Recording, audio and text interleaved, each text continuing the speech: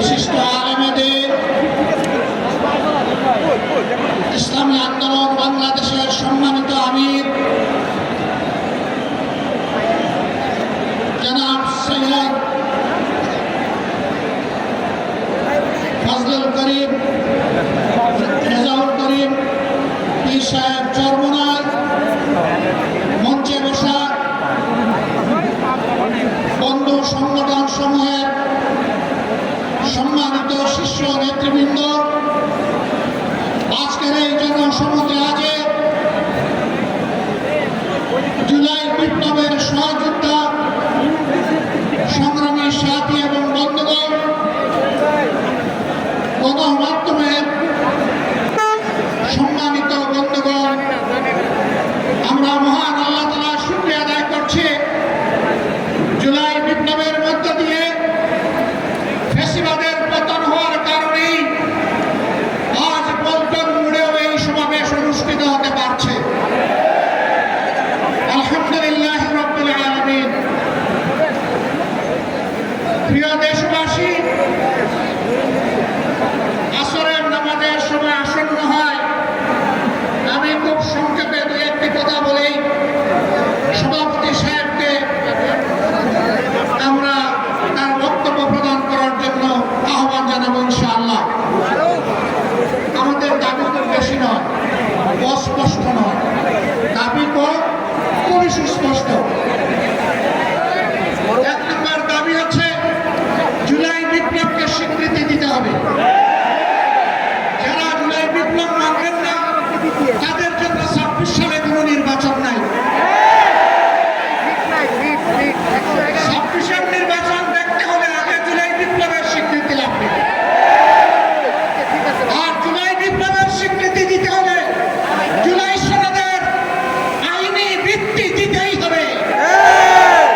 এই আইনি ভিত্তি ছাড়া কোনো নির্বাচন অনুষ্ঠান হওয়ার কোনো সম্ভাবনা নেই। কখন হবে আইনি ভিত্তির গোড়াপত্র? এদেশের মুক্তিকামী মানুষের কথা একটাই, জাতীয় সংসদ নির্বাচনের আগে গণভোট অনুষ্ঠিত হতে হবে। গণভোটের ব্যাপারে সকল দল একমত, তাহলে তারিখ নিয়ে এই গায়নাবাজি কেন?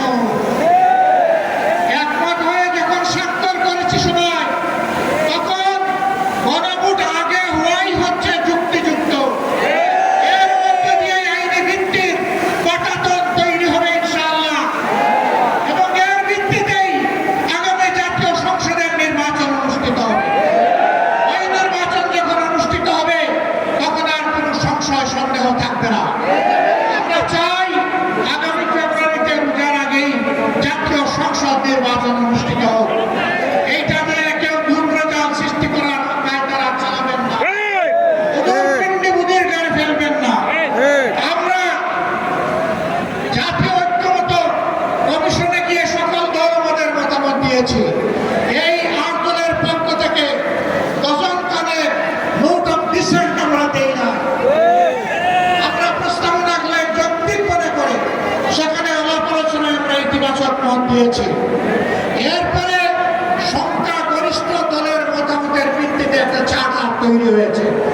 এটি হচ্ছে গণতন্ত্রের কথা, যে সংখ্যাগরিষ্ঠ যা বলবে বাকিরা তাই মেনে নেবে। কিন্তু আমরা দেখলাম না, কেউ কেউ তা মেনে নিতে রাজি নয়। জুলাই সনদেই যদি আপনি গণতন্ত্রের প্রতি শ্রদ্ধা না দেখান, জাতীয় নির্বাচনে আপনি শ্রদ্ধা দেখাবেন কিভাবে? এই জায়গায় আসতে হবে। সকল বায়না ভুলে যান, জুলাই শহীদের রক্তের প্রতি সম্মান দেখান। জুলাই যারা লড়াই করেছে মুখ কাট করে, যারা পঙ্গু আহত হয়ে এখনো ডুবে ডুবে কষ্ট করছে, মেহরবানি করে তাদের বুকের ভাষা বোঝার চেষ্টা করুন। আমার ভাই আল্লামা মামুনুল হক সাহেব বলেছেন, লড়াই করে ফ্যাসিবাদ বিদায় করেছি, লড়াই করে জনগণের দাবি আদায় করব। আমি স্পষ্ট ভাষায় বলতে চাই, কোনো দলের নয়, জনতার বিজয় হবে ইনশাআল্লাহ। জনতা কি চায় কান পেতে শোনার চেষ্টা করুন।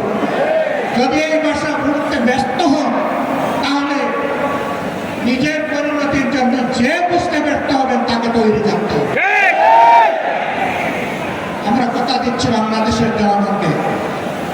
আমাদের সহযোদ্ধারা আমাদের হাতে এনে মুক্তির প্রাথমিক পরিবেশটা উপহার দিয়েছে। আমরা জনগণের মুক্তি আদায় করেই করে ফিরব ইনশাআল্লাহ।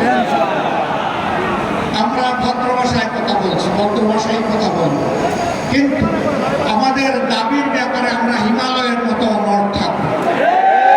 কারণ এই দাবি জনগণের দাবি, কোনো দলের দাবি নয়। এই দাবি বিপ্লবের দাবি, এই দাবি ফ্যাসিবাদের দাবি না। অতএব ফ্যাসিবাদের দাবির কাছে বাংলাদেশের জনগণ মাথা নত করবে। যতক্ষণ পর্যন্ত জনগণের দাবি আদায় না হবে আমাদের আন্দোলন দুর্বার গতিতে চলতে থাকবে। আজ এই শীর্ষ নেতৃবৃন্দ আমি টিকিট করে আমরা মিলিত হচ্ছি। পরবর্তী কর্মসূচি যথাশীঘ্রই আপনারা জানতে পারবেন। সেই কর্মসূচি বাস্তবায়নের জন্য প্রস্তুতি নেওয়ার আহ্বান জানিয়ে এবং